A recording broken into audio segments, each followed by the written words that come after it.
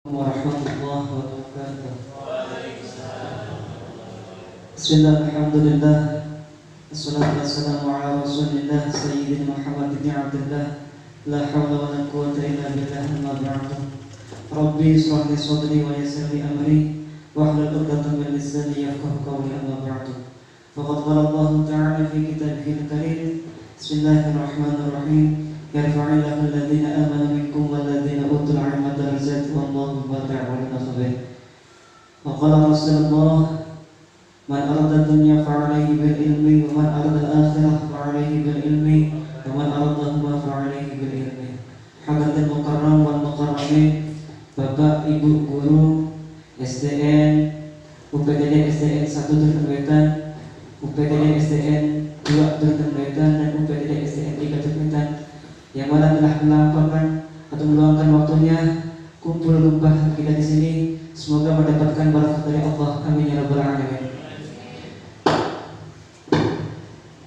Pertama-tama yang paling utama, senantiasa kita panjatkan puji dan puji syukur kita kehadirat Allah Subhanahu wa taala yang telah melimpahkan karunia kita semuanya, baik nikmat iman, Islam maupun ihsan. Amin ya rabbal alamin. Kedua kalinya salawat serta salam tak lupa kita curahkan kepada junjungan alam, yaitu Nabi Muhammad SAW yang telah menancapkan kalimat la ilaha illallah di muka bumi ini. Saya selaku pembawa acara akan memandu acara demi acara. Untuk saya yang pertama itu pembukaan. Mari kita buka acara ini dengan ummul kitab Al-Fatihah. Ala hadhihi niyyah wa likulli niyyatin shalihah. Syai'un la ilaha wal Fatihah. A'udzu billahi.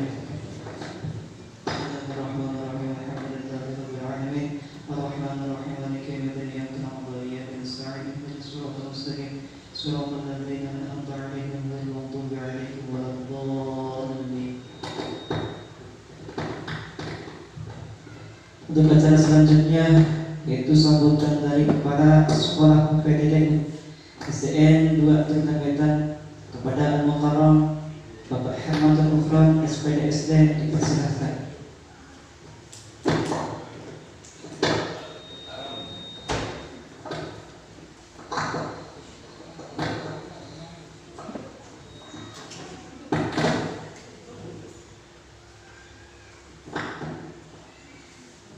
Bismillahirrahmanirrahim. Assalamualaikum warahmatullahi wabarakatuh.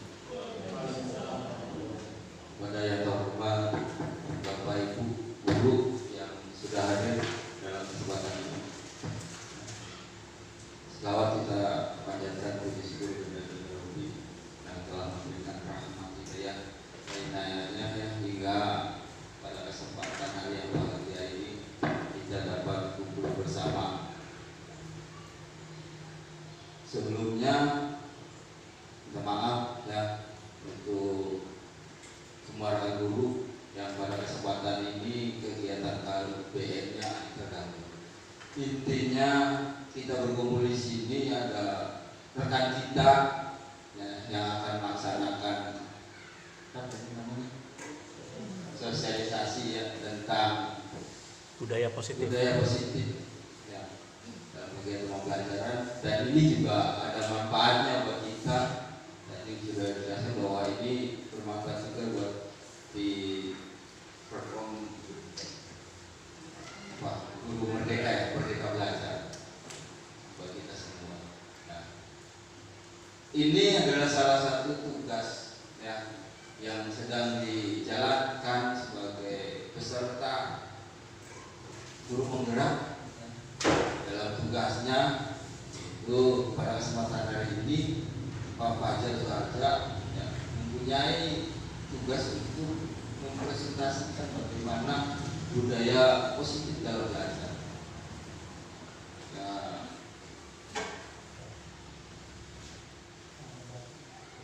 Ya, jadi mudah-mudahan ini juga sebagai sarana buat kita belajar ketika kita mengikuti guru penggerak kan. Mungkin bagi yang sudah yang tahu, yang belum juga diwajibkan nanti kita mau nggak mau harus ikut yang namanya guru penggerak. Apalagi yang punya keinginan menjadi kepala sekolah, bukan hanya kepala sekolah ya, ternyata juga ada nilai plus buat kita yang ingin jadi P3K, banyak manfaatnya. Dan mungkin itu saja yang bisa disampaikan pada kesempatan ini, dan mohon partisipasinya dan mohon bantuannya pada rekan-rekan guru untuk memberi masukan atau tanya jawab tentang kegiatan budaya positif ini ke Pak Fajar. Mungkin itu aja yang bisa saya sampaikan. Akhir kata, assalamualaikum warahmatullahi wabarakatuh.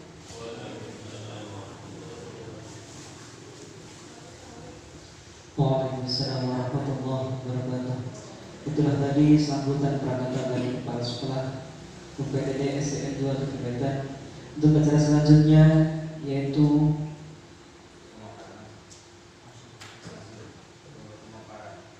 pemaparan sekaligus presentasi yang akan disampaikan atau dipandu oleh Bapak Fajar Suharja. Kepadanya dipersilakan. Terima kasih. Assalamualaikum warahmatullahi wabarakatuh. Dalam kegiatan kita hari ini, saya akan memaparkan tentang budaya positif. Aksi nyata modul 1.4, sosialisasi modul 1.4, yaitu tentang budaya positif. Kita ambil contoh dari perbandingannya dengan hidup tumbuh-tumbuhan. Ini adalah filosofi dari Ki Hajar Dewantara. Ya. Jadi kita ini ambil contoh dari perbandingan dengan hidup tumbuh-tumbuhan seorang petani yang hakikatnya sama, ya, yang hakikatnya sama kewajibannya dengan seorang pendidik. Artinya kita seorang pendidik itu hanya punya kewajiban untuk menuntut, ya, menuntut murid, menuntut anak didik kita. Dalam halnya, kenapa ini disamakan dengan tumbuh-tumbuhan? Seorang petani hanya bisa memelihara, hanya bisa memupuk, melihat pertumbuh kembangnya tanaman yang kita tanam. Begitu juga dengan kita seorang guru, kita hanya bisa untuk menuntut tumbuh kembangnya anak, karena anak itu sendiri sudah mempunyai kodrat alam dan kodrat zamannya masing-masing.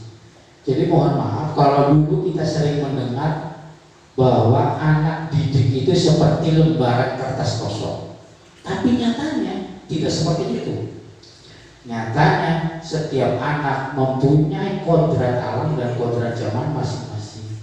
Jadi kita sebagai seorang guru punya kewajiban untuk menuntut, bukan memberikan apa yang kita punya, apa yang kita inginkan. Tidak, tetapi kita menuntut supaya anak ini bisa terarah lebih baik. Ya. Kemudian memberikan pupuk dan air itu adalah salah satu tugas dari petani.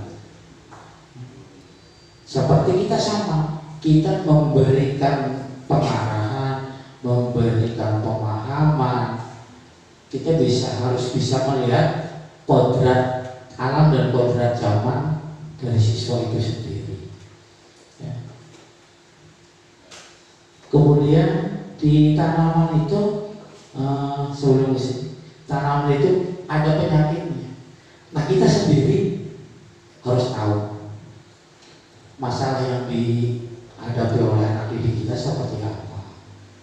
Jadi kita jangan lupa, jangan terlena oleh keinginan kita menciptakan anak yang punya prestasi, tetapi masalah anak itu banyak. Ya.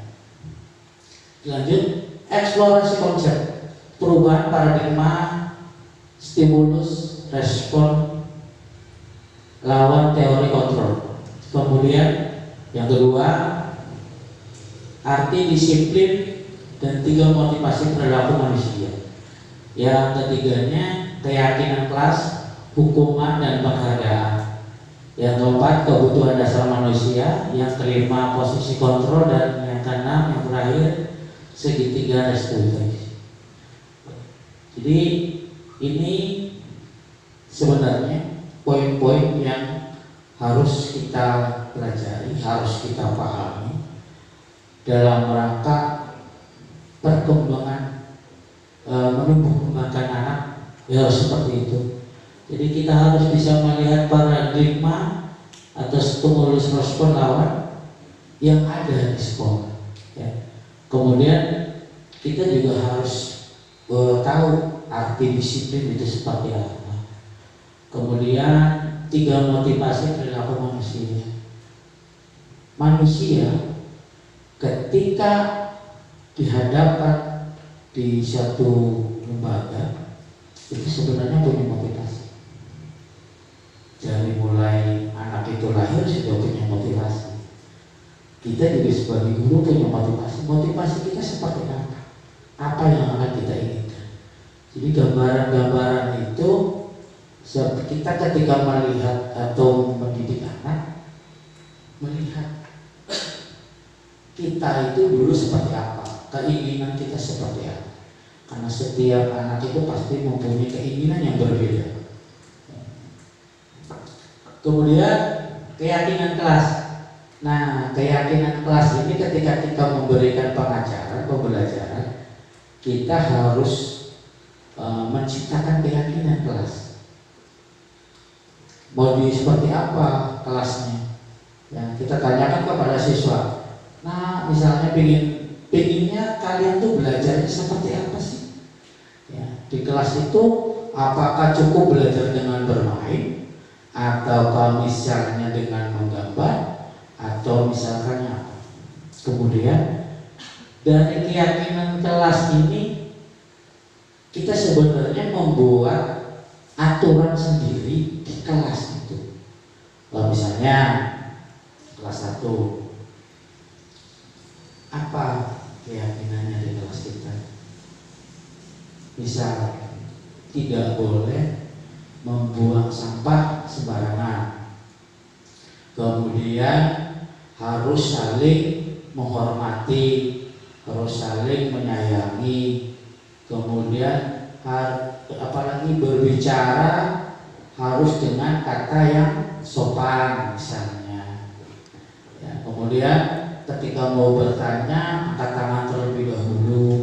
Ketika mau ke belakang misalnya harus izin terlebih dahulu. Ya, itu keyakinan kelas kita. Ya, jadi kita harus bisa menanamkan keyakinan itu di anak-anak agar apa yang kita harapkan perilaku mereka akan lebih baik. Ya, karena zaman sekarang, mohon maaf, saya tidak menyalahkan zaman juga karena memang zaman itu terus berputar, terus bergulir. Maka apa yang ada sekarang ini kita protes Bapak Ibu, karena zaman sekarang sudah lepas. Artinya ketika zaman dulu dengan sekarang itu sudah berbeda jauh, sudah melenceng jauh. Ya, sudah melenceng. Maka dari itu tugas Bapak dan Ibu sekalian, tugas kita bersama adalah mengembalikan ya, perilaku anak ke jalur yang sebenarnya. Ya, orang Indonesia itu biasanya dari zaman dulu sampai sekarang terkenal dengan orang yang paling ramah, orang yang paling ramah, orang yang taat dengan aturan. Nah, sekarang perilakunya sudah berbeda, sudah menyimpang, karena memang zamannya sudah berubah, teknologi informasi dan sebagainya masuk ke sini, ya, bisa diakses dengan gampangnya, dengan mudahnya. Sekarang makanya anak-anak sudah masuk ke budaya-budaya asing. Kemudian hukuman itu aslinya tidak akan pernah bisa membuat anak itu jauh lebih baik. Ya, pasti hukuman itu hanya bisa membuat efek jerah pada saat itu, tapi perilakunya tidak berubah. Ya, perilakunya tidak berubah. Kalau misalnya ibu bapak menghukum anak itu untuk hormat di tiang bendera, pada saat itu anak memang jerah.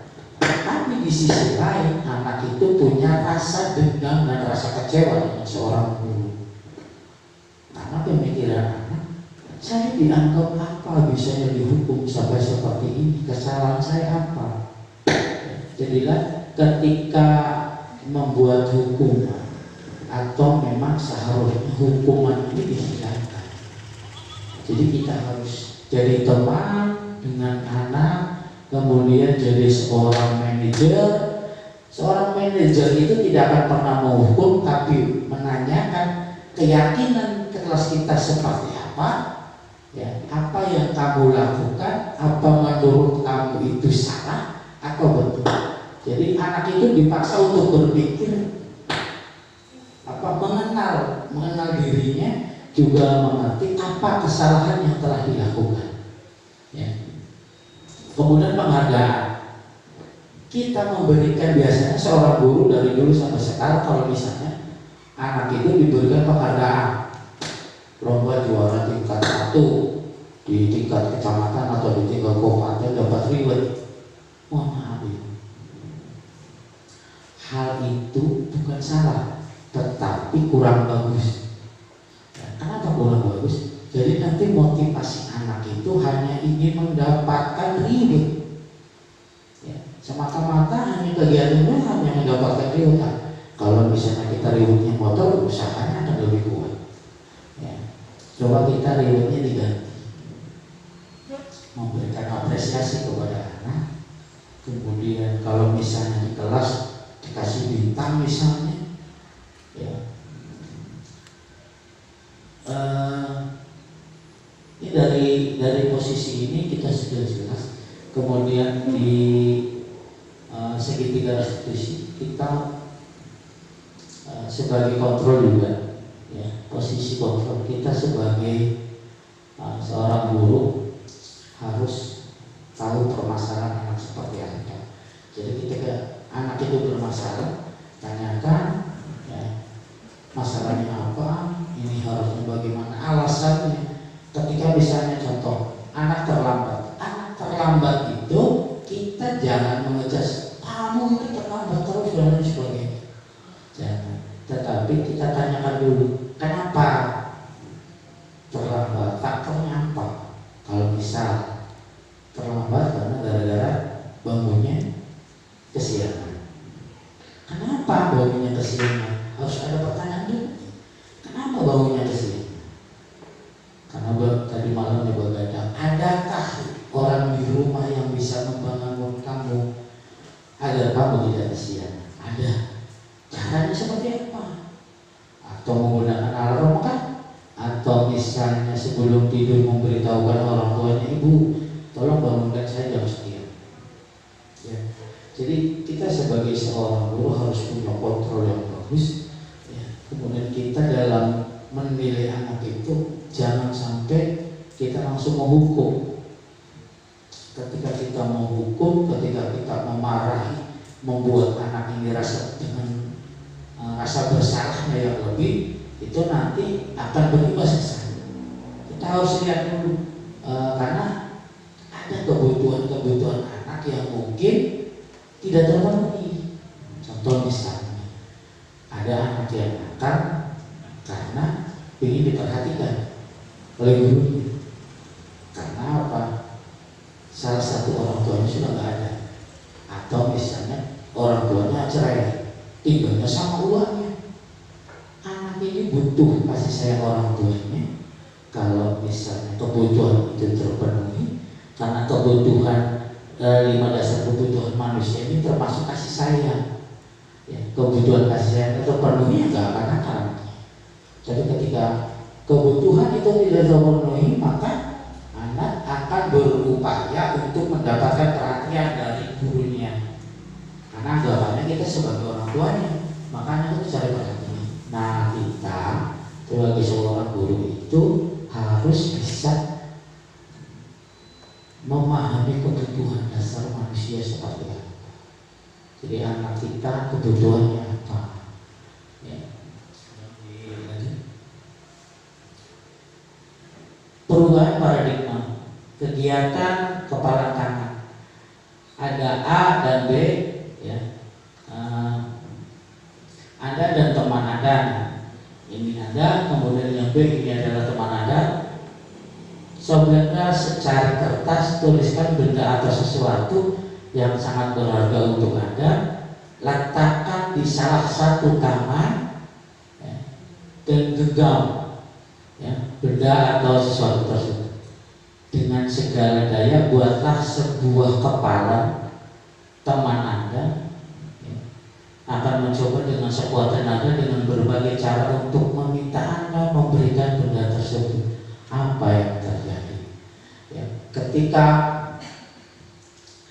kita diminta oleh orang lain, ya, maka yang terjadi ketika saya diminta, ya saya mau pertahankan. Coba kalau bisa. Karena ini adalah sebagai keyakinan kita sama dalam diri kita.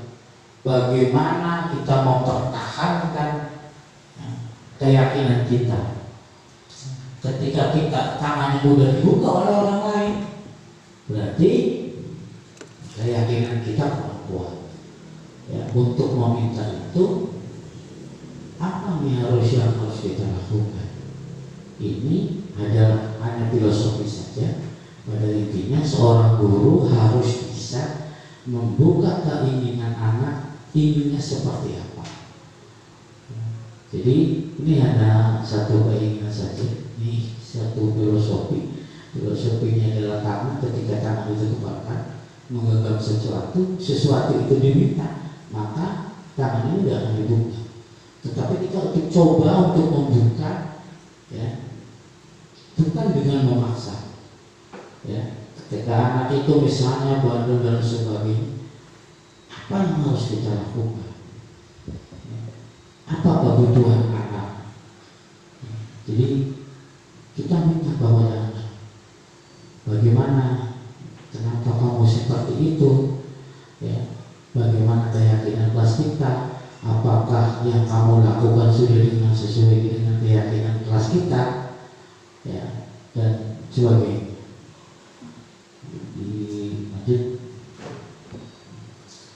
Kemudian perubahan paradigma dari kontrol atau ilusi kontrol.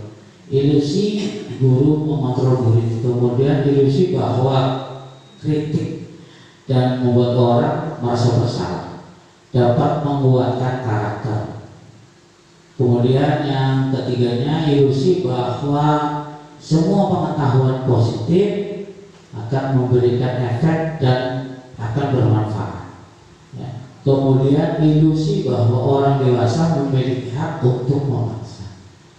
Ini adalah dalam situasi teori kontrol atau ilusi kontrol. Jadi ini ilusi guru dapat mengontrol bahwa kita sebenarnya bisa mengontrol apa yang harus kita lakukan, tetapi kita juga tadi melihat kebutuhan siswa. Ya. Jangan kalau misalnya anak itu salah, kamu itu salah seperti itu, harusnya seperti ini. Mengatakan salah, harus ada benar. Ya. Kita cari dulu ilusi bahwa kritik dan membuat orang merasa bersalah dapat membuatkan karakter, membuat orang merasa bersalah. Artinya ketika anak itu bersalah, buat anak itu merasa bersalah. Jadi ketika tadi yang sudah saya ceritakan, datang terlambat, kenapa? Apa alasannya? Kenapa? Sudah dijawab, saya bangunnya kesian. Kenapa bangunnya kesian?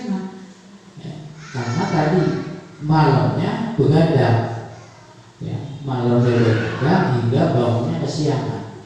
Nah, pertanyaan selanjutnya, jadi membuat rasa anak itu kecewa adalah kenapa kamu membuat ibu atau bapak merasa bersalah? Bapak atau ibu kecewa, kamu berangkat selalu saja berangkat siang. Coba sekali-kali berangkat pagi. Nah, kalau kamu nggak bisa bangun pagi, kamu tahu nggak caranya? Nah, harus ada penyelesaian di situ.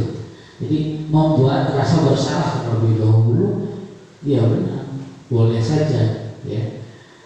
Kemudian ilusi, ya, bahwa semua penguatan positif, efektif dan bermanfaat dibuatkan dengan kuat positif, bahwa diceritakan bahwa mungkin bagi orang muslim senjatanya adalah Quran dan hadis.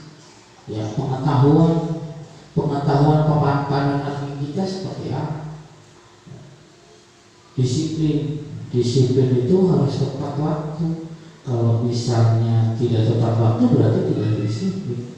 Kita harus bisa datang pagi, kemudian belajar, ada jam istirahat juga. Nah, untuk melakukan ini semua, ya, kita menceritakan kepada anak itu ya bagaimana pandangan kita, bagaimana orang-orang yang sukses. Jadi boleh saja menceritakan cerita orang sukses kepada anak tersebut supaya anak tersebut termotivasi.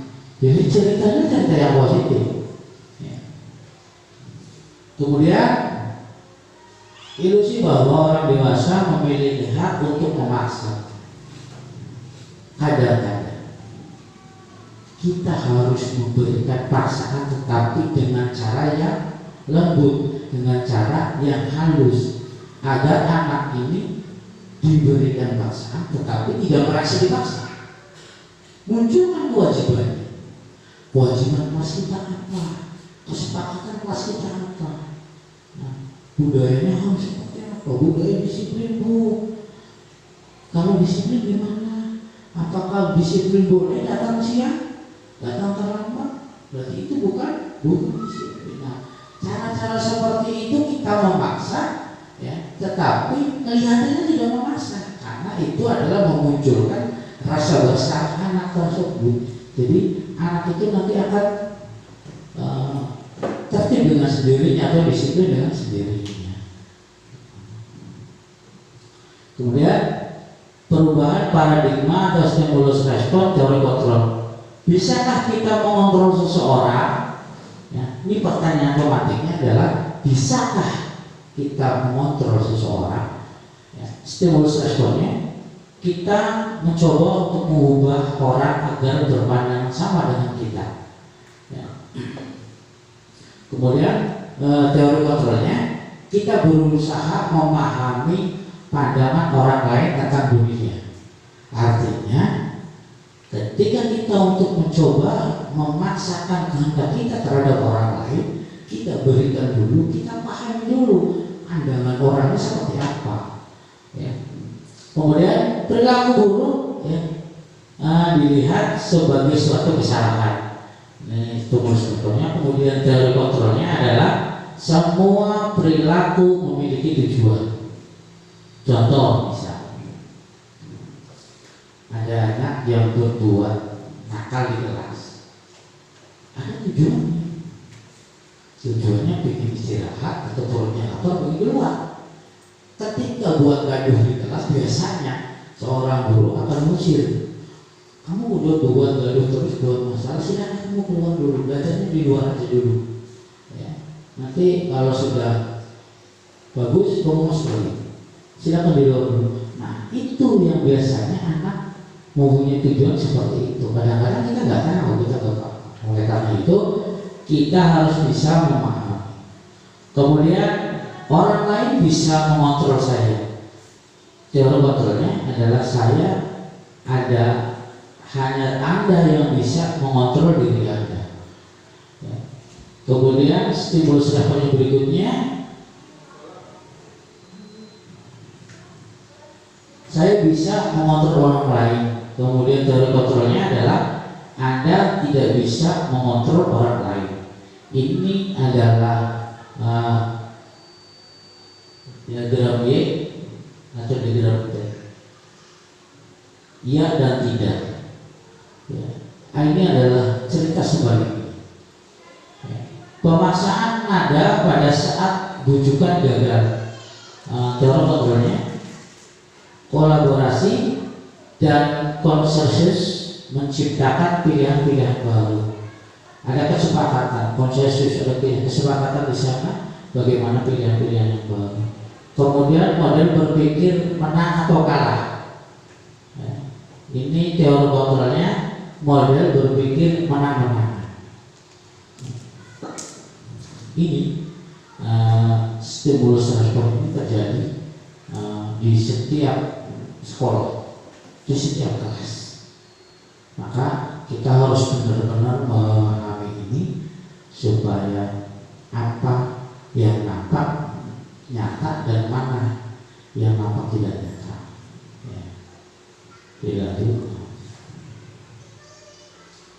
Posisi kontrol, ini ilusi guru mengontrol murid. Pada dasarnya kita tidak dapat memaksakan murid untuk berbuat sesuatu jika murid tersebut memilih untuk tidak melakukannya.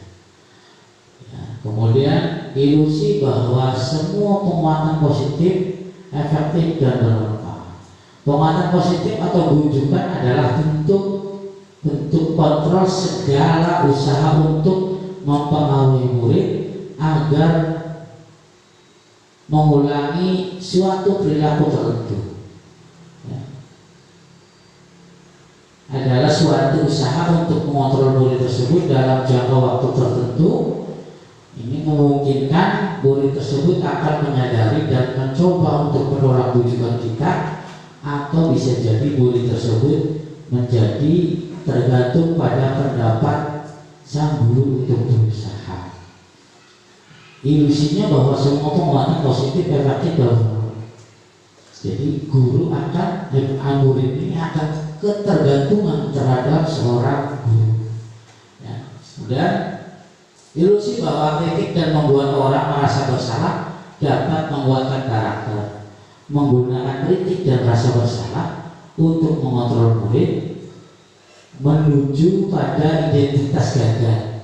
Maka mereka belajar untuk merasa buruk tentang diri mereka. Mereka mengembangkan dialog diri yang negatif. Kadang kalau sulit bagi guru untuk mengidentifikasi bahwa mereka melakukan perilaku ini, karena seringkali guru cukup menggunakan suara halus untuk menyampaikan pesan negatif. Ya.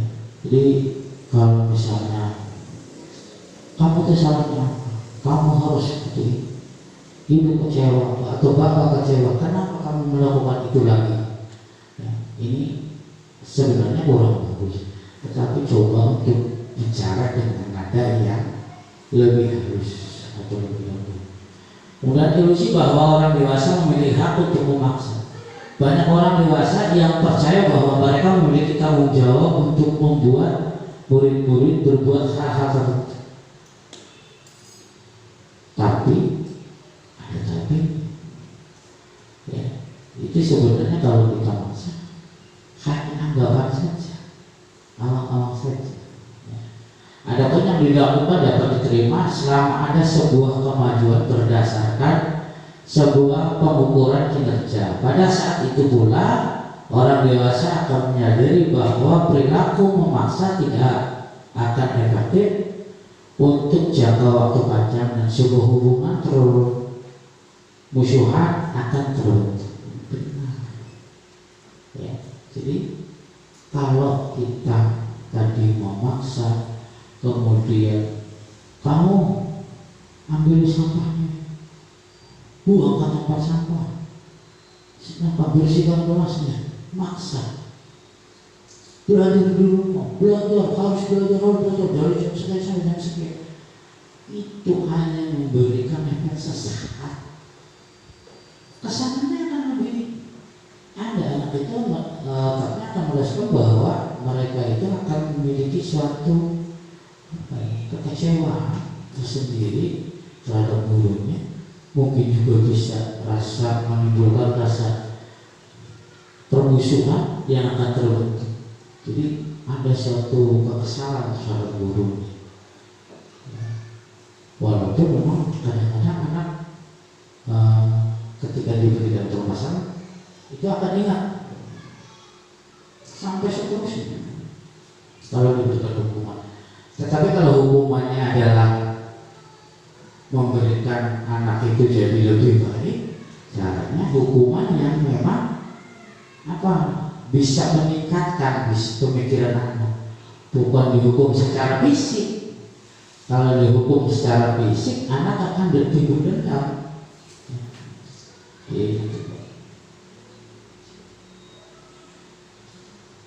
Apakah makna disiplin? Ini berasal dari kata disiplin, itu berasal dari bahasa Latin disiplina, yang artinya belajar. Jadi disiplin itu harus belajar. Jadi kalau misalnya kita ingin disiplin waktu, anak belajar untuk menata aturan untuk tepat waktu. Kemudian makna asal dari kata ini berkonotasi dengan disiplin diri dari murid-murid. Nah, dari Socrates dan Plato, disiplin diri membuat orang menggali potensinya menuju sebuah tujuan apa yang dihargai. Kemudian, namun dalam budaya kita, makna kata disiplin telah berubah menjadi sesuatu yang dilakukan seseorang pada orang lain untuk mendapatkan kepatuhan. Kecenderungan umum adalah menghubungkan kata disiplin dengan ketidaknyamanan, bukan dengan apa yang kita hargai atau pencapaian suatu tujuan mulia. Tadi disiplin harus seperti ini, harus seperti ini, harus seperti ini. Itu tidak bagus. Tetapi coba kita untuk memunculkan anak dengan rasa tanggung jawab mereka sendiri. Artinya ketika di kelas, belajar itu tidak boleh ribut.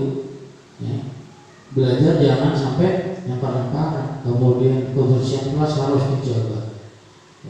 Disiplin itu munculkan dari mereka. Tadi membuat kesepakatan kelas. Kita harus seperti apa? Dan mereka punya memunculkan tanggung jawab dari diri mereka sendiri, bukan atas perintah dari orang lain. Oke, lanjut. Ini adalah motivasi perilaku manusia. Motivasi eksternal yang pertama untuk menghindari ketidaknyamanan atau hukuman apa yang akan terjadi apabila saya tidak melakukannya. Hanya motivasi eksternal ini hanya untuk menghindari ketidaknyamanan atau menghindari hukuman. Kalau misalnya saya datang pagi supaya dihukum, padahal dia niatnya nggak seperti itu. Kemudian untuk mendapatkan imbalan dari orang lain, apa yang akan saya dapatkan apabila saya melakukannya. Tadi tidak tumbuh dari dirinya. Misalnya anak itu kalau kamu disiplin, datang tepat waktu, tidak pernah datang terlambat, dalam 1 minggu ibu akan berikan coklat misalnya. Berarti motivasinya hanya coklat. Bukan kesadaran dirinya, tapi hanya ingin mengharapkan imbalan. Kemudian motivasi internal, untuk menghargai diri sendiri, menjadi insan sesuai harapan kita. Saya akan menjadi orang yang seperti apa bila saya melakukannya. Nah, dimotivasi ini anak diminta untuk berpikir, nanti kalau misalnya saya disiplin waktu, saya disiplin untuk belajar, kemudian saya dapat prestasi, motivasinya apa nanti saya juga akan seperti itu terus. Seperti itu. Jadi kita untuk menghargai diri sendiri, menjadi insan yang sesuai dengan harapan kita. Saya punya cita-cita, saya punya harapan, saya punya keinginan bahwa saya orang yang disiplin, misalnya, terus kesananya akan jadi orang disiplin. Karena tadi untuk menghargai diri sendiri. Ketika kita membuang sampah di tempatnya, hanya untuk menghargai bahwa saya ini sampah ini adalah harus dibuang, misalnya sampah kotor dapat menimbulkan penyakit dan lain sebagainya, dibuang ke tempat sampah. Itu nanti akan terus seperti itu. Itu motivasi internal, tujuan disiplin positif. Jadi tujuan disiplin positif itu adalah untuk menghargai diri sendiri, menjadi insan sesuai dengan harapan kita. Jadi anak diarahkan untuk peduli terhadap dirinya, nanti juga akan peduli dengan orang lain.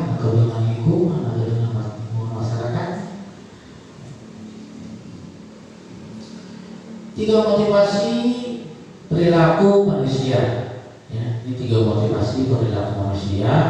Yang pertama, untuk menghindari ketidaknyamanan atau hukuman ini adalah tingkat terendah dari motivasi perilaku manusia. Biasanya orang yang motivasi perilakunya untuk menghindari hukuman atau ketidaknyamanan akan bertanya apa yang akan terjadi apabila saya tidak melakukannya.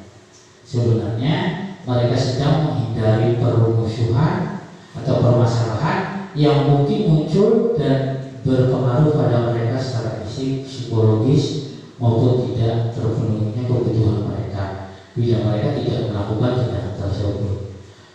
Misalnya, saya jadi guru, kalau misalnya saya tidak terlambat atau kalau misalnya saya datang terlambat, apa yang terjadi? Kalau misalnya saya nggak absen, ya, apakah berpengaruh dengan penghasilan saya, sertifikasi saya, atau kinerja saya, atau penilaian saya dari kepala sekolah? Kalau motivasinya itu ini yang terjadi, hanya untuk menghindari ketidaknyamanan atau hukuman. Lah, saya berdisiplin absen pagi supaya saya tidak dihukum atau tidak sertifikasinya tidak hilang. Saya akan tetap mendapatkan gaji dan lain sebagainya. Kemudian yang kedua untuk tiga motivasi perilaku manusia untuk mendapatkan imbalan atau penghargaan dari orang lain, suatu tingkat di atas motivasi yang pertama. Di sini orang berperilaku untuk mendapatkan imbalan atau penghargaan dari orang lain. Orang dewasa memotivasi ini agar bertanya apa yang akan saya dapatkan apabila saya melakukannya. Mereka melakukan sebuah tindakan untuk mendapatkan pujian dari orang lain yang menurut mereka penting dan mereka letakkan dalam dunia berkualitas. Mereka juga melakukan sesuatu untuk mendapatkan hadiah, pengakuan atau imbalan. Jadi biasanya orang melakukan dengan hanya mengharapkan pujian atau imbalan. Dia si A misalnya datang selalu awal, pulang belakangan, hanya untuk menerima itu saja, untuk dapat penghargaan dari orang lain atau dapat pujian dari orang lain. Nah, berikutnya tiga motivasi berlaku. Yang ketiga, untuk menjadi orang yang mereka inginkan dan menghargai diri sendiri dengan nilai-nilai yang mereka percaya. Orang yang dipercaya orang dengan motivasi ini, orang dengan motivasi ini akan bertanya, akan menjadi orang yang seperti apa bila saya melakukannya. Kemudian mereka melakukan sesuatu karena nilai-nilai yang mereka yakini dan hargai, dan mereka melakukannya karena mereka ingin menjadi orang yang melakukan nilai-nilai yang mereka yakini tersebut. Ini adalah motivasi yang akan membuat seorang memiliki disiplin positif karena motivasi perilakunya bersifat internal, bukan eksternal. Jadi motivasinya dari diri kita, dalam diri kita, bukan dari orang lain. Seakan-akan kita ini hanya bisa menghargai diri kita. Memang kalau misalnya kita kerja berarti harus datang jam berapa dan dinasnya pulang jam berapa. Menepati itu semua bukan atas perintah dari orang lain, bukan juga mengharapkan imbalan atau ujian, tetapi itu semata-mata menjalankan tugas dan kewajibannya sebagai seorang pegawai. Mereka menurut Ki Hajar Dewantara, mereka itu artinya tidak hanya terlepas dari perintah, akan tetapi juga cakap buat memerintah diri sendiri. Jadi bukan hanya bebas atau perintah dari orang lain, tapi juga bebas mengatur dirinya sendiri, punya aturan. Jadi tidak terpatok dengan orang lain. Budaya positif, nah, ini ada lingkungan positif, keyakinan kelas, kesepakatan kelas. Ini yang harus kita ciptakan di dalam kelas. Ya, lingkungan yang positif, lingkungan yang bagus, yang bersih, nyaman bagi anak itu menginginkan selalu atau selalu merindukan kelasnya. Ya. Kita buat keyakinan kelasnya. Tadi sudah dipaparkan di awal, kemudian kesepakatan kelasnya. Kesepakatan misalnya kesepakatan kelas belajar mulai jam berapa. Ya. Kemudian boleh misal boleh makan dan minum di kelas asal sampahnya dibuang di tempatnya. Ya. Kemudian kesepakatan kelasnya piket untuk membersihkan kelas itu dilaksanakan di jam pulang sekolah misal. Kemudian kalau misalnya kesepakatan berikutnya boleh izin keluar ke kamar mandi, tetapi izin terlebih dahulu kepada gurunya. Nah, keyakinan-keyakinan seperti itu yang akan membuat anak makin berpikir maju. Ini kesepakatan kelas, kan? Ini ada contoh kesepakatan kelas. Nah, datang tepat waktu mengucapkan salam. Ya, jadi ya kalau misalnya yang kita kalau sudah punya kesepakatan kelas datang tepat waktu, misal datang tepat waktu jam berapa, ya jam berapa di kelasnya masuk belajar, misal jam 7.30, berarti anak itu punya kesepakatan kelas sendiri datang tepat waktu, artinya sebelum jam 7.30 sudah berada di dalam kelas. Ya. Kemudian menjaga kebersihan sekolah, bukan hanya kelas tapi sekolah. Nah, kemudian berdoa sebelum dan sesudah kegiatan. Ya. Kemudian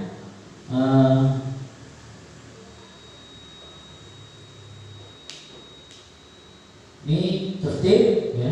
Kemudian tertib, jadi murid yang bersemangat. Jadi tertib ini artinya untuk masuk kelas nanti baris dulu, kemudian belajar di ruang kelas juga tertib, tidak mengganggu orang lain, ya, tidak membuat keributan di kelas. Ini tindakan guru dan hukuman atau sanksi atau konsekuensi. Yang tindakan gurunya mencatat 100 kali di dalam buku kalimat, saya tidak akan terlambat lagi karena terlambat ke sekolah. Ini adalah bentuk-bentuk dari tindakan seorang guru. Nah, ini masuknya kata apa? Berarti mencatat 10 kali di dalam buku kalimat, saya tidak akan terlambat, ini adalah hukuman. Ya, ini sebagai hukuman. Hukuman anak itu ini yang membangun, bukan berdiri di tiang bendera, di bawah tiang bendera, bukan, ya, atau dengan hormat bendera. Kemudian tindakan guru lari mengelilingi lapangan basket 2 kali karena terlambat hadir di sekolah. Ini juga termasuk hukuman. Ini adalah hukuman fisik. Ya. Kemudian guru diminta untuk push up 15 kali karena tidak menggunakan masker ke sekolah, ini hukuman. Kemudian kalau sanksi, ini menggantikan kertas tugas teman yang telah dicoret-coret, ya, itu adalah sanksi atau konsekuensinya. Kemudian membersihkan tumpahan air di meja tulis karena tersenggol pada saat belajar, ya, itu berarti adalah sanksi. Ya. Kemudian murid disuruh untuk mengenakan sepatu seharian di sekolah karena tidak mengenakan sepatu hitam. Disuruh untuk tidak mengenakan sepatu seharian. Ya. Disuruh tidak menggunakan sepatu seharian karena memang aturannya menggunakan sepatu warna hitam. Itu adalah hukuman. Ya. Nah, kalau sanksi beda lagi. Ya, beda lagi kalau misalnya sepatu aturannya sepatu hitam kemudian pakai sepatu putih. Kalau sanksi mencopotnya sementara, bukan seharian. Ya. Atau misalnya konsekuensinya pulang ke rumah mengambil sepatu yang warna hitam. Ya. Kemudian lari mengelilingi lapangan basket 2 kali karena terlambat 10 menit untuk pelajaran PJOK. Ini adalah sanksi konsekuensinya. Karena aturannya tadi sudah dibuat untuk tertib, disiplin, kemudian datang tepat waktu. Ketika pembelajaran sudah dimulai, karena ini pelajaran olahraga, ya, maka sanksinya adalah keliling lapangan.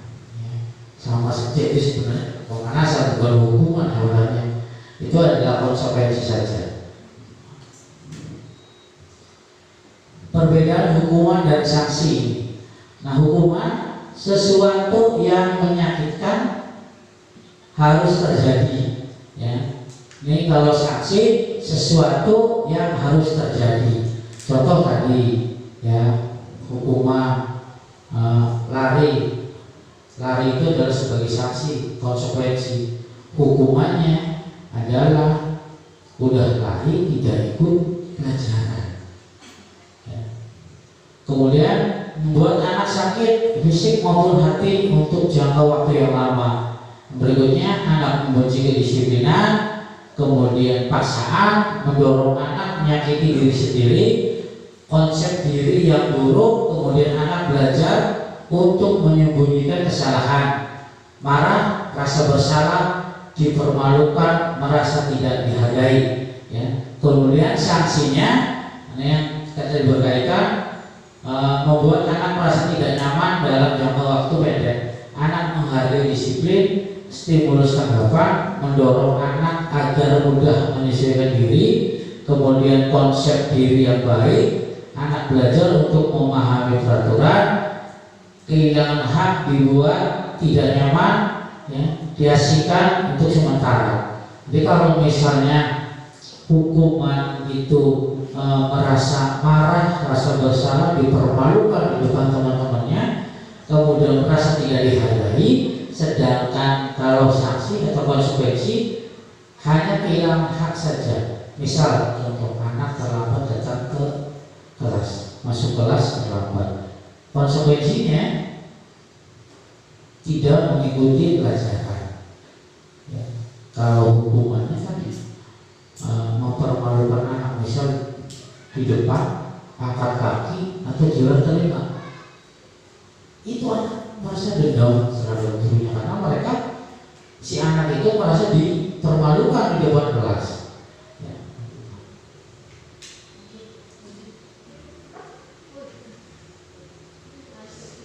5 posisi kontrol. Ya. Ini motivasi guru membuat guru berkata, dan nanti yang ada hasilnya, dan kaitan dengan berkualitas, ya. Jadi identitas gagal atau kontrol dari luar, menghindari hukuman atau sebagai penghukum pembuat orang merasa bersalah. Ini adalah identitas gagal. Anak itu merasa gagal di sini, ya. Menghadik, menunjuk, kemudian menyakiti, menyindir, itu adalah sebagai penghukum, ya. Yang membuat rasa bersalah itu berceramah dan mengatakan seharusnya, kenapa, ya, ibu kecewa atau bapak kecewa. Itu ketika seorang guru mengatakan, kenapa sih kamu terlambat terus, akhirnya ibu kecewa dengan kamu atau bapak merasa sangat kecewa sama kamu, harusnya kamu bisa masuk lebih pagi. Nah, anak itu akan merasa bersalah, iya harusnya saya masuk lebih pagi, ya. Jadi mereka tidak merasa dendam, ya, karena dikembalikan lagi rasa bersalah mereka dimunculkan di sana. Ya. Kemudian identitas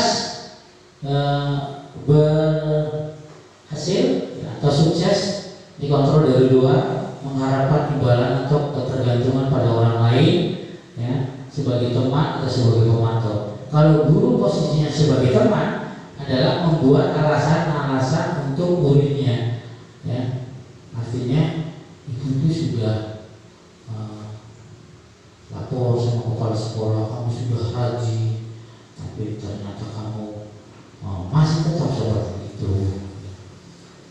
untuk membuat alasan. Kemudian sebagai pemantau, itu menghitung dan mengukur. Artinya sudah berapa kali terlambatnya. Kalau sudah sering terlambat, harus seperti apa caranya agar tidak terlambat lagi. Kemudian sebagai manajer ini mengajukan pertanyaan. Kenapa sih kamu terlambat? Kenapa kamu terlambat? Bangunnya kesiangan. Kenapa bangunnya kesiangan? Karena habis begadang. Kenapa kamu harus begadang? Supaya nonton bola pagi ini. Bisa nggak kira-kira kalau misalnya habis nonton bola pagi ini bisa bangun pagi? Caranya gimana coba? Pasang alarm. Kalau misalnya pasang alarm terus masih nggak kedengar, berarti harus ada cara lain. Berarti harus ada yang membangunkan. Siapa yang nanti akan membangunkan? Sebelum tidur kan kasih tahu dulu, Ma, tolong nanti kalau misalnya saya bangun kesiangan, saya harus bangun jam sekian. Tolong nanti ketika saya belum bangun, Ma bangunin saya deh. Kalau misalnya diuyuk-uyuk terus gak bangun, disingkat aja di pelajaran gak apa-apa, yang penting nanti saya bisa bangun. Nah, seperti itu ya. Maka kalau menjadi manajer itu ya harus menanyakan dulu faktor penyebabnya seperti apa ya.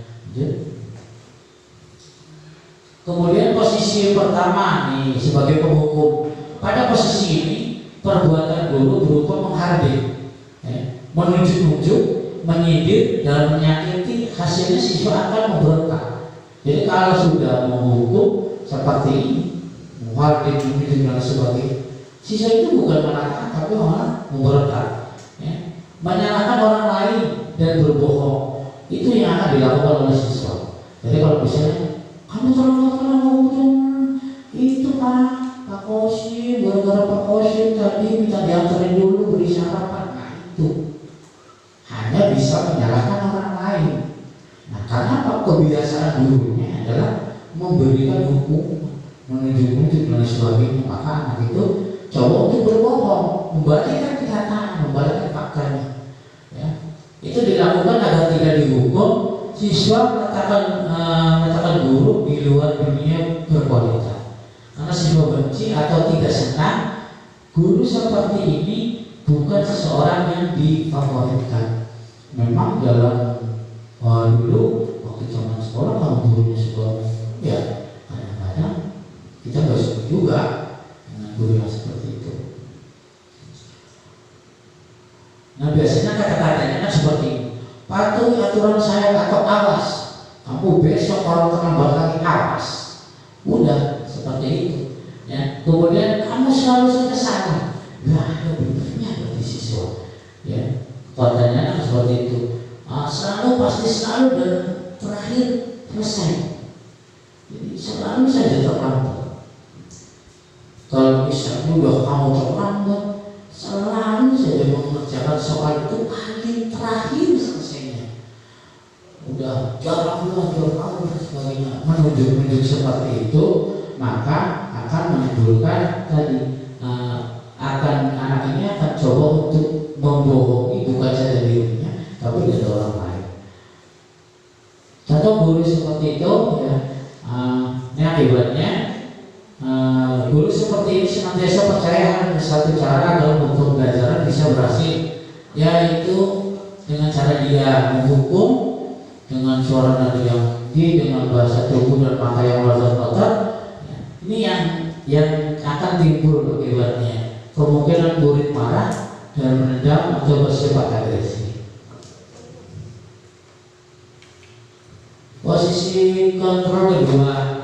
Posisi kedua adalah membuat orang lain merasa bersalah.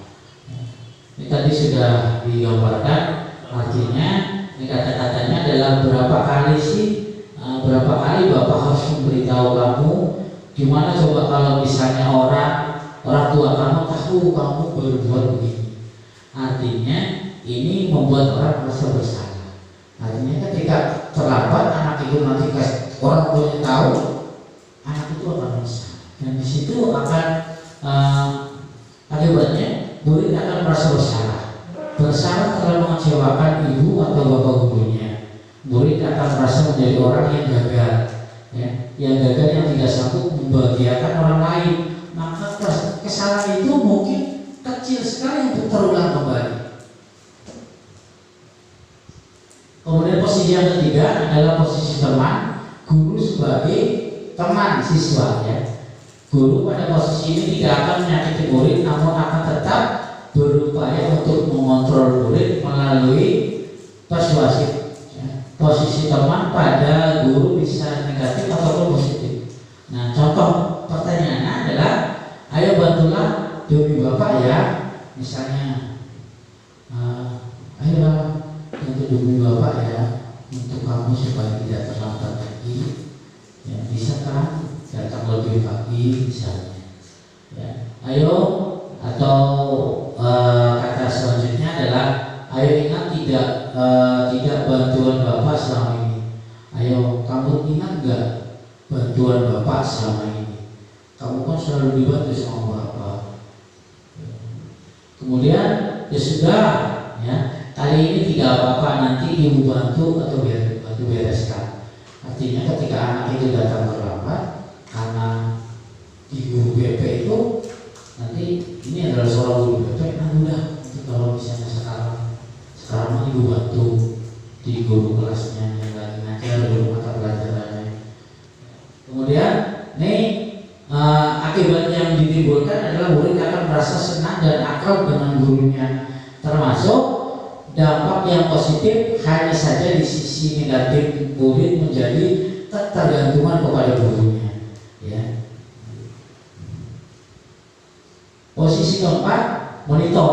Monitor itu hanya berarti mengawasi. Ya. Pada saat kita mengawasi, kita bertanggung jawab atas perilaku orang-orang yang kita awasi.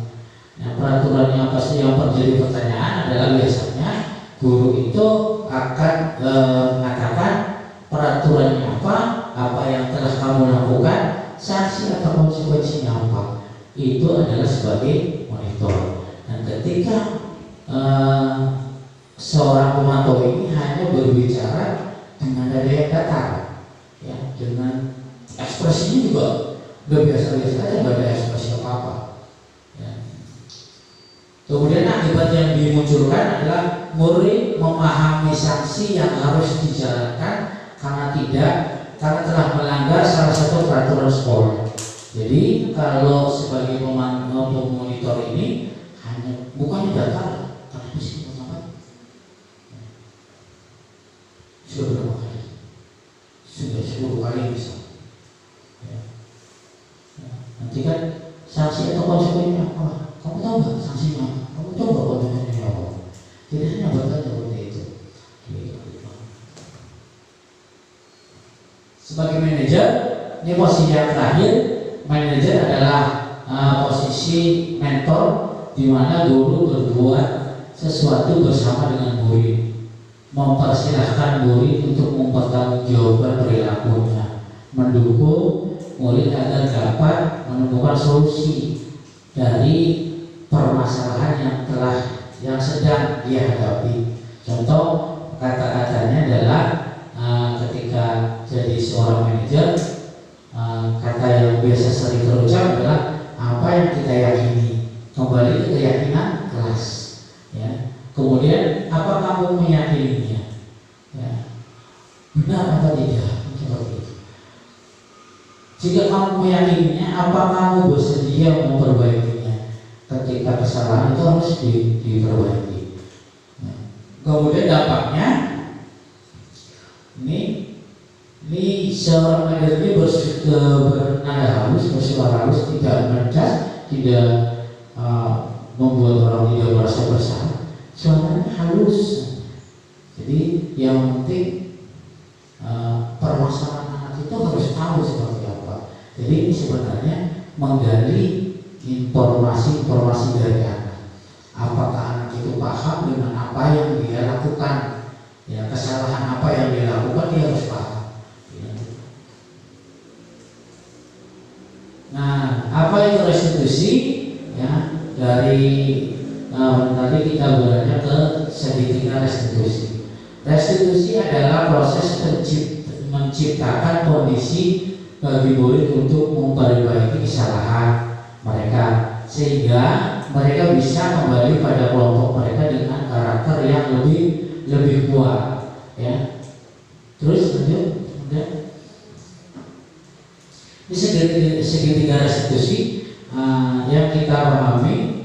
Ini yang di luar ini adalah kamu tentu punya alasan mengapa melakukan itu tadi, sama ya. Dan adakah cara yang lebih efektif untuk mendapatkan apa yang kamu butuhkan? Tadi ketika terlambat, ya jadi ditanyakan kenapa kamu terlambat, bagaimana solusinya. Kemudian untuk membuat anak yang merasa gagal karena membuat berbuat salah menjadi positif terhadap dirinya, ini menstabilkan identitas. Artinya guru berkata berbuat salah itu hal yang manusiawi, tidak ada manusia yang sempurna dan seterusnya, ya. Kemudian guru berkata kamu bisa sajakah melakukan hal yang lebih buruk tapi kamu tidak melakukannya. Ini adalah validasi tindakan yang salah, ya. Kamu pasti punya alasan mengapa melakukannya. Jadi semua permasalahan itu pasti mempunyai alasan. Kemudian restitusi bukan untuk menebus kesalahan.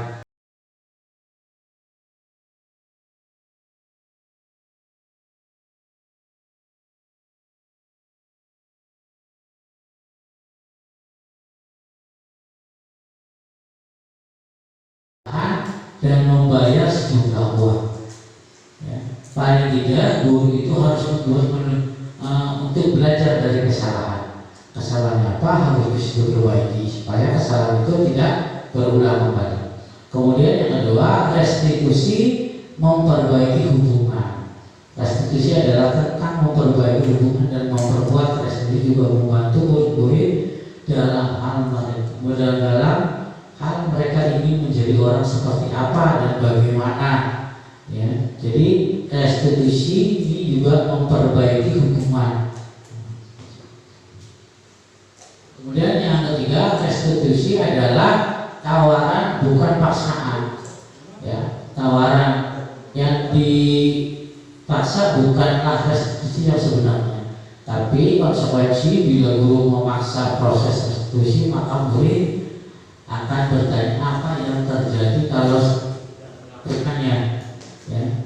Jadi bukan memaksa, ya, tapi murid diberikan imajinasi untuk memahami kesalahan yang telah diperbuat. Restitusi juga menuntut untuk melihat ke dalam diri. Ini proses, ya. Restitusi kita akan melihat adanya keselarasan antara tindakan murid dan berbuat salah dan keyakinan mereka tentang orang seperti apa yang mereka inginkan, ya. Jadi mereka bukan menghukum orang lain, jadi paham tentang kesalahannya, menghukum dirinya sendiri akan nanti jadi seperti apa. 5. Restitusi. Yang kelima, restitusi mencari kebutuhan dasar yang mendasari tindakan. Apa yang mereka lakukan, mereka juga punya dasar sebenarnya. Jadi kita harus tahu tindakan mereka itu dasarnya apa, keinginan mereka apa, ya. Kita harus paham. Sebagai seorang guru, kita harus paham setiap murid kita, murid-murid kita, ya. 7. Restitusi juga fokus pada karakter bukan tindakan. Jadi kita fokus untuk membuat karakter anak, bukan tindakan dan menghukum dan sebagainya. Jadi anak itu harus terbiasa, ya. Maka murid-muridnya akan menyadari dia sedang menjadi seseorang yang seperti apa. Saya ini orang seperti apa, ya. Mereka akan harus tahu dirinya, dan guru mengarahkan agar anak itu tahu tentang dirinya sendiri. Yang ke-8, restitusi ini menguatkan. Bisakah momen ketika murid melakukan kesalahan menjadi sebuah momen yang baik? Jawabannya tentu bisa, asalkan ia bisa belajar dari kesalahan itu. Jadi dari suatu kesalahan murid itu dibuat sebagai membuat dirinya, membuat karakter dirinya agar lebih kuat. Ya, ini salah. Yang benarnya harus seperti ini. Kemudian restitusi fokus pada solusi. Jadi kita mencari solusi bukan menjudge. Ya, solusi ini seperti apa? Ketika anak punya masalah, berarti ada alasannya. Kita tahu alasannya, kemudian kita mencari solusinya. Apakah anak itu bisa mencari solusi atau kita justru yang mencari solusi? Ya, biasanya kita mengarahkan anak supaya punya solusi. Tadi contoh, bagaimana kamu terlambat? Apa yang harus kamu lakukan ketika supaya tidak terlambat lagi? Misalnya solusinya adalah memasang alarm atau meminta ibunya untuk membangunkan. Itu solusi.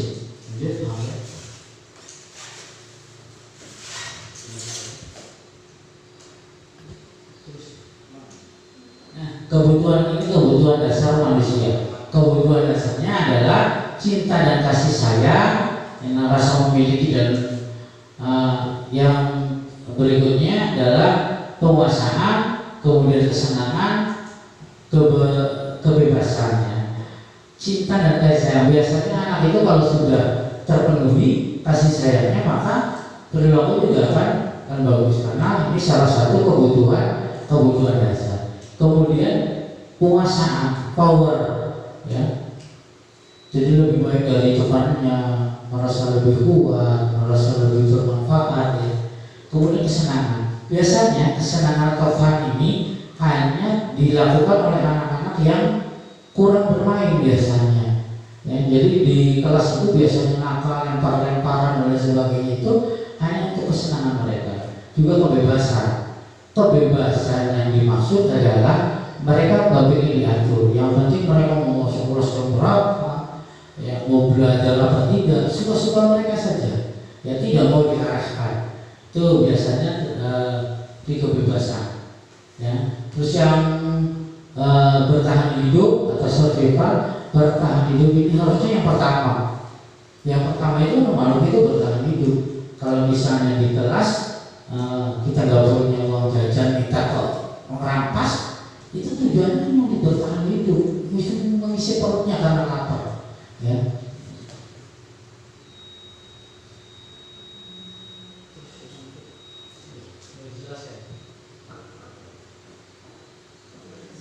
Nah, karena ini sudah sekian tadi, sudah terakhir, begitu pemaparan dari saya secara singkat, ya, tentang budaya positif yang harus kita kuatkan di sekolah atau di kelas kita agar anak-anak bisa sesuai dengan norma yang ada di masyarakat kita.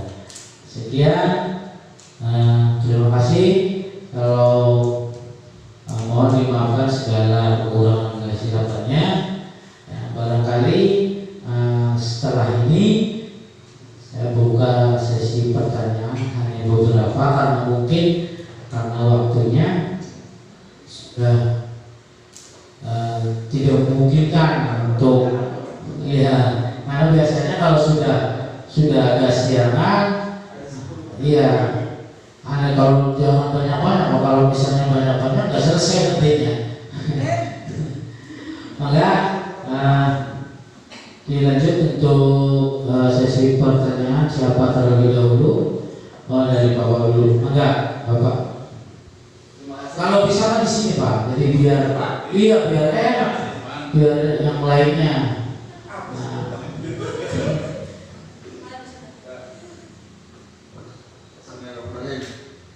Terima kasih. Waktunya tadi ada sedikit yang ingin ditanyakan masalah ketika ada anak yang melanggar aturan atau tata tertib yang ada di sekolah, apakah anak itu harus diberikan sanksi apa sih dalam bentuk hukuman? Itu aja yang ditanyakan. Mohon penjelasannya. Terima kasih. Masih enaknya saya langsung jawab aja. Kalau anak itu membawa satu kesalahan, patutnya kita tidak langsung memberikan hukuman, karena anak itu biasanya kita tanyakan dulu apa anak itu supaya paham apa yang sudah dia lakukan, kesalahan apa yang sudah dibuat.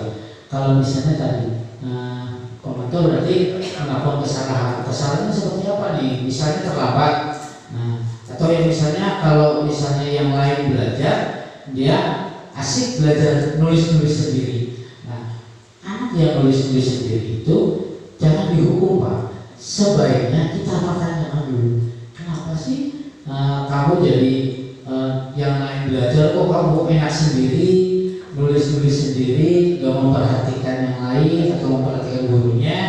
Nah, kemungkinan anak itu sukanya misalnya lagi coret-coret menggambar. Berarti yang harus kita lakukan ketika anak suka dengan menggambar, berarti kita yang harus kita lakukan adalah menebalkan bakatnya. Wah, anak ini suka menggambar. Ayo, supaya kira-kira bisa ya, jadi punya prestasi di menggambar. Mungkin itu jawaban dari saya, Pak. Mungkin ada gimana Pak Manto, jawabannya diterima? Terima kasih Pak. Terima kasih. Mungkin ada pertanyaan berikutnya? Enggak, Ibu Iis? Ya, enak di sini Bu, biar yang lain kan.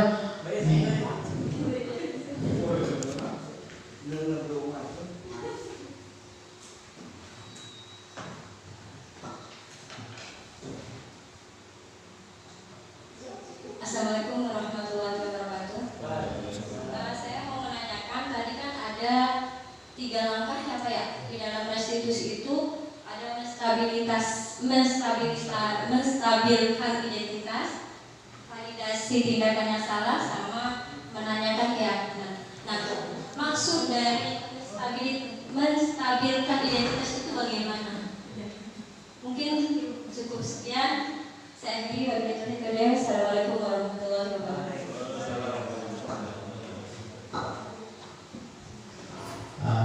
Sebenarnya tadi sudah digambarkan. Jadi menstabilkan identitas itu artinya kita sebagai seorang siswa, layaknya siswa itu seperti apa? Ya. Jadi menstabilkan identitas juga anak itu diberikan pemahaman supaya tahu apa yang dia kerjakan itu salah atau betul. Dan menurut keyakinan kelasnya, kita sudah punya aturan keyakinan kelasnya seperti apa. Kalau kita terlambat bagaimana? Ya. Dan itu berkaitan. Jadi menstabilkan identitas itu membuat anak paham dengan apa yang dilakukannya. Ya. Membuat anak itu paham apa yang sudah dilakukan. Oke, itu saja. Mungkin ada pertanyaan yang lain. Mungkin cukup. Kalau cukup,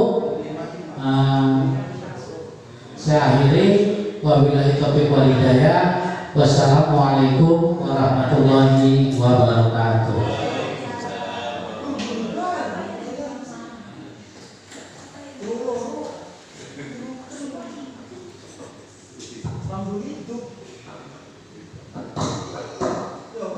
Waalaikumsalam warahmatullahi wabarakatuh. Itulah tadi pemaparan sekaligus penjelasan mengenai proses atau sekaligus bagaimana cara kita sebagai guru untuk mendidik peserta didik kita. Semoga apa yang disampaikan oleh beliau mendapatkan ibrah dan belajar berkah kepada semuanya. Amin ya rabbal alamin. Untuk acara selanjutnya yaitu penutup, marilah kita tutup acara ini dengan bacaan alhamdulillah. Itu saja. Akhir kata, wabillahi taufiq wal hidayah. Assalamualaikum warahmatullahi wabarakatuh.